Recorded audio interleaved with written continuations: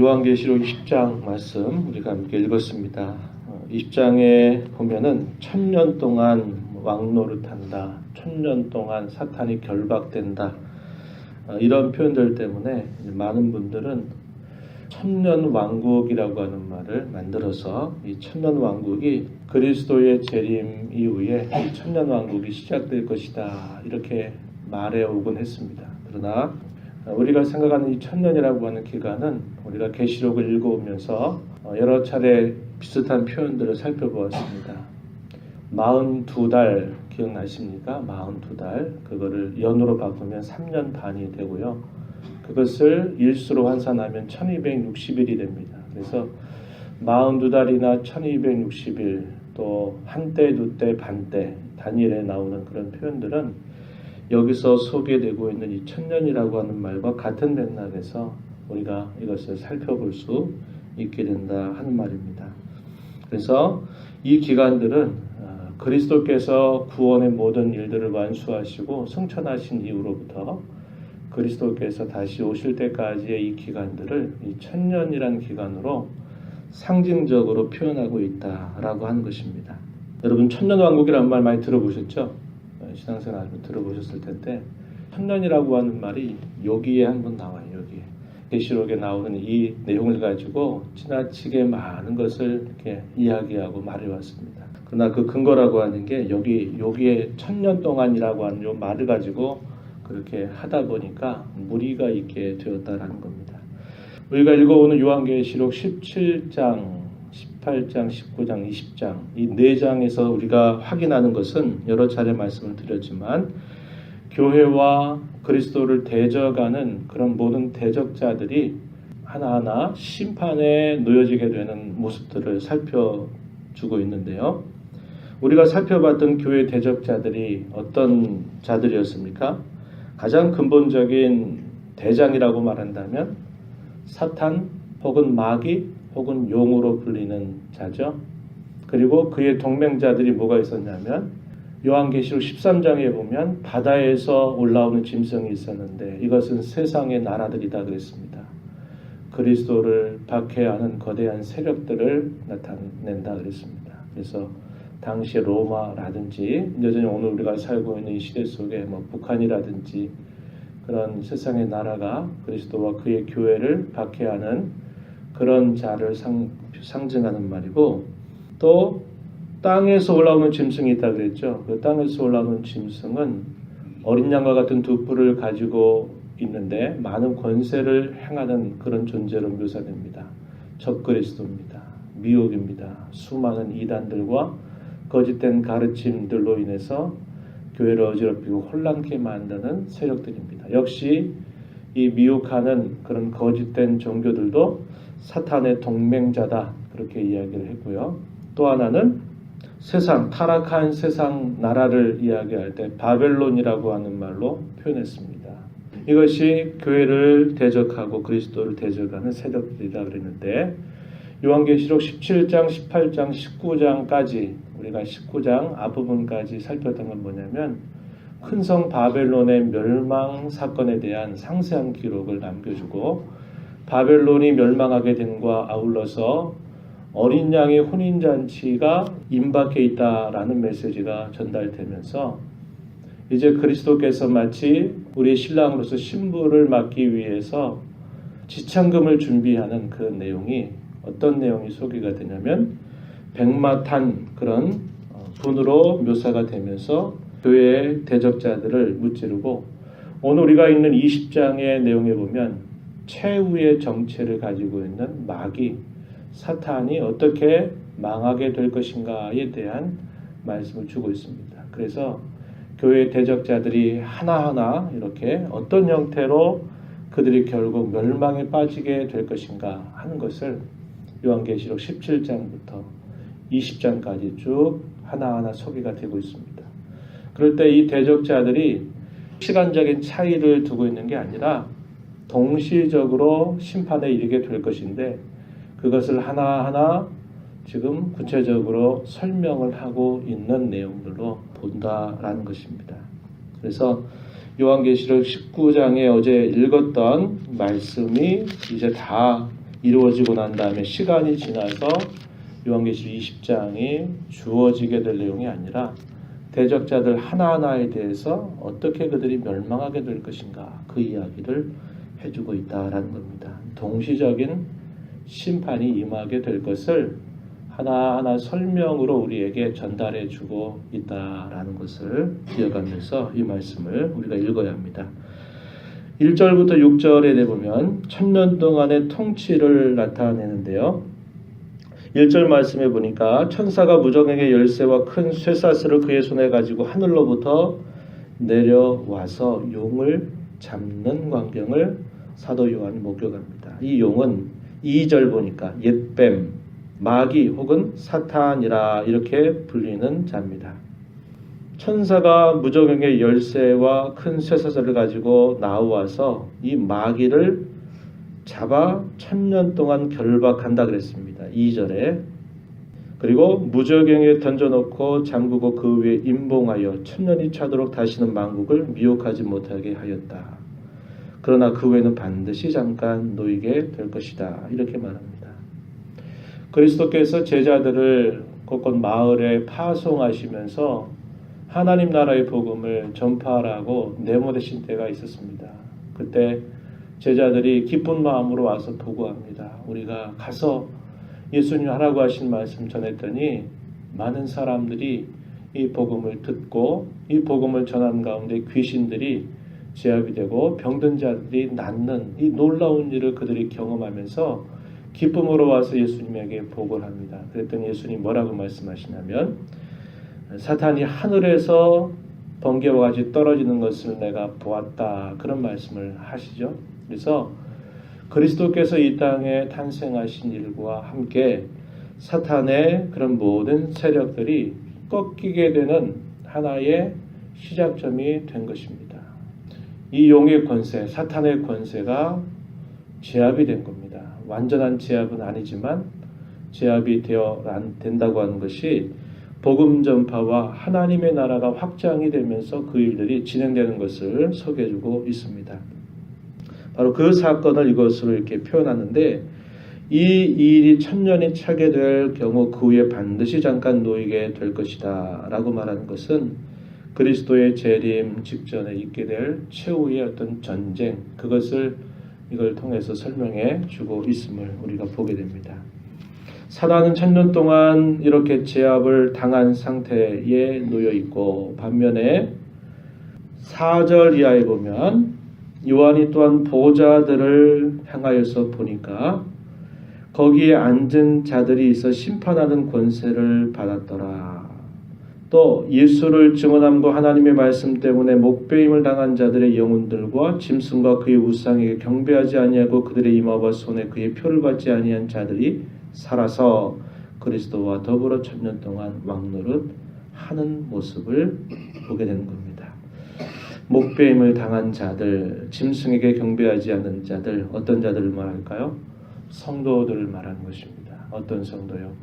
자신에게 주어진 한평생 동안 예수님을 자신의 구주로 믿고 그리스도를 신실하게 믿고 살다가 때로는 박해 가운데 죽기도 하고 또 생활 속에서 그리스도를 부인하지 않고 사탄 혹은 그의 대적자들을 그렇게 따라서 순응하는 자들이 아니라 영적 전투를 잘 싸우다가 한평생을 살다가 죽어있는 영혼들이 그리스도와 함께 1000년 동안 왕노릇한다. 이렇게 소개합니다.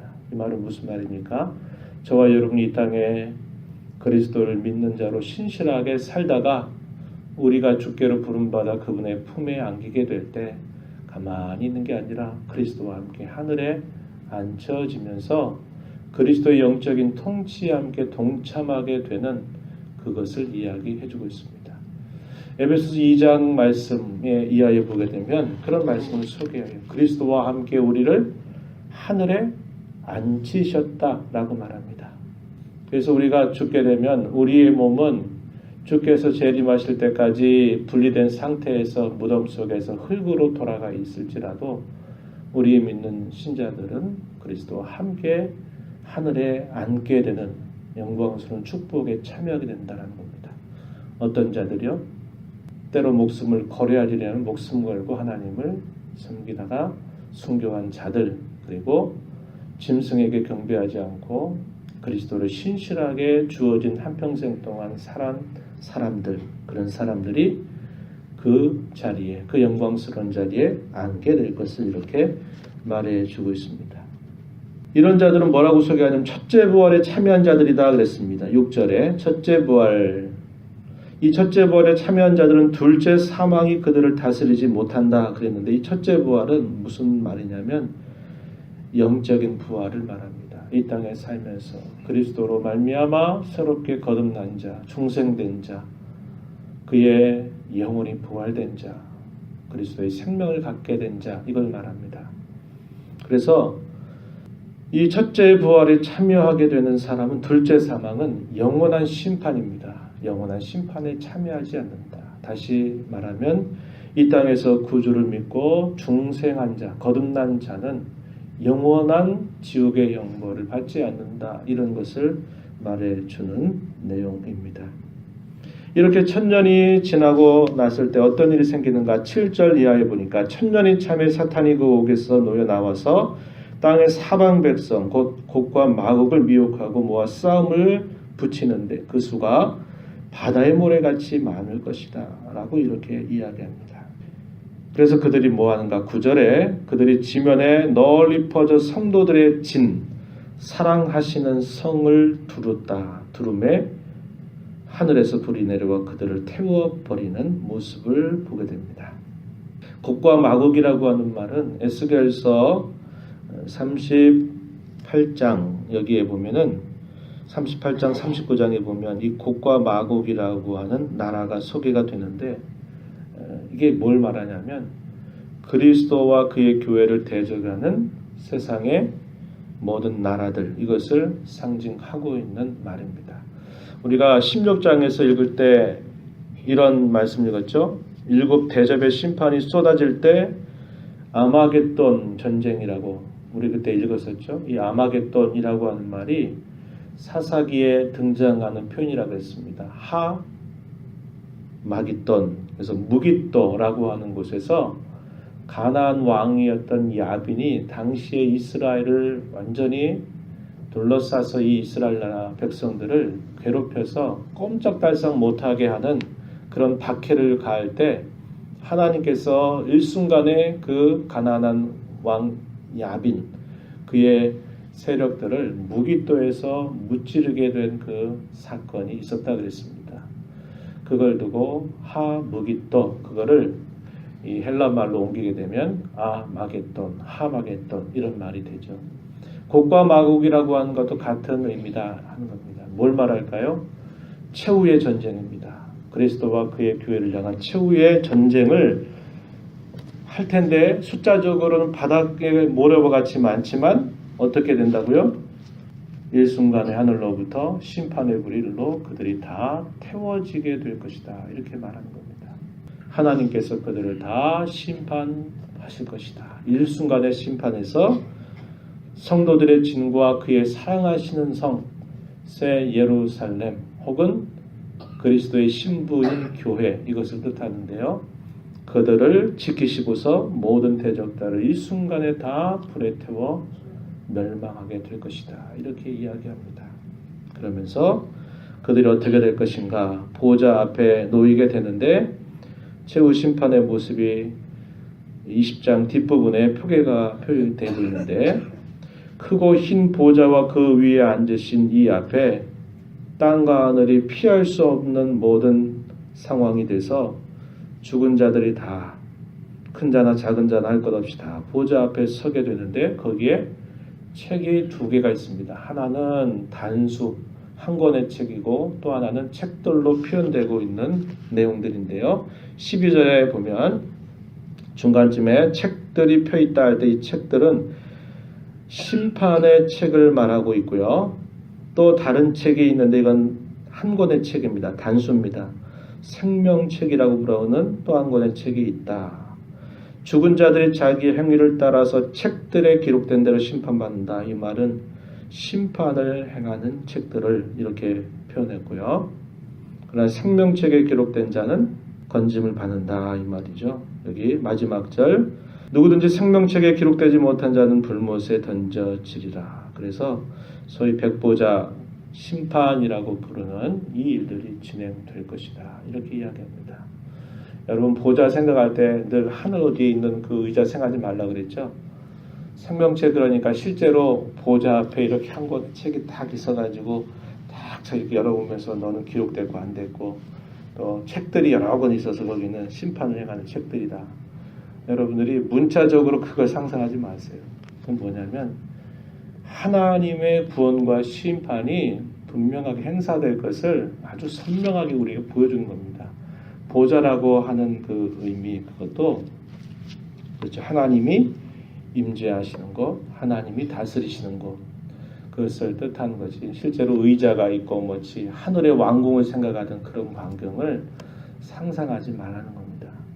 그러한 분명한 심판이 최종적으로 이루어져서 예수 믿는 자들에게는 생명으로 보답하시고 그렇지 않은 모든 대적자들에게는 그들의 행위를 따라 엄정하게 심판하시게 될 그날이 분명코 온다. 이것을 우리에게 가르쳐주고 있습니다. 우리가 사는 이 땅의 삶은 잠깐 사는 삶입니다. 고난은 잠깐이고 영광은 영원하다. 이렇게 우리에게 말씀합니다. 우리가 이 땅에 살면서 영원에 잇대어 살아가는 자들, 영원에 속한 자들로 기억하면서 이 땅에서 그리스도와 더불어 영적 싸움, 죄와 싸우고 또 그리스도로부터 떨어지게 하는 모든 세력들과 싸워 승리하는 그런 삶을 힘써 살아가는 저와 여러분 이 한 주간 되기를 축복합니다.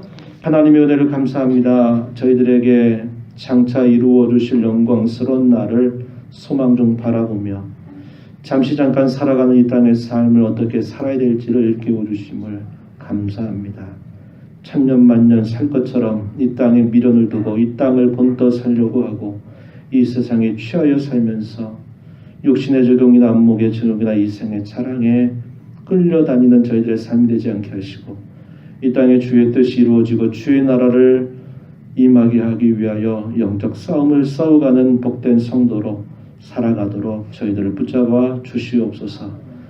우리에게 주실 이 미래가 어둡고 침침하고 예측할 수 없는 미래가 아니라 너무나 선명하고 확고한 미래이기에 그날을 바라보며 언제나 감사하고 찬양하는 복된 삶을 살아가는 저희 모든 성도 되도록 인도하여 주옵소서. 은혜의 보좌 앞에 나와 간구합니다. 도와주시옵소서. 동행하여 주시옵소서. 힘 주시옵소서. 귀하신 예수님 이름으로 기도하옵나이다. 아멘.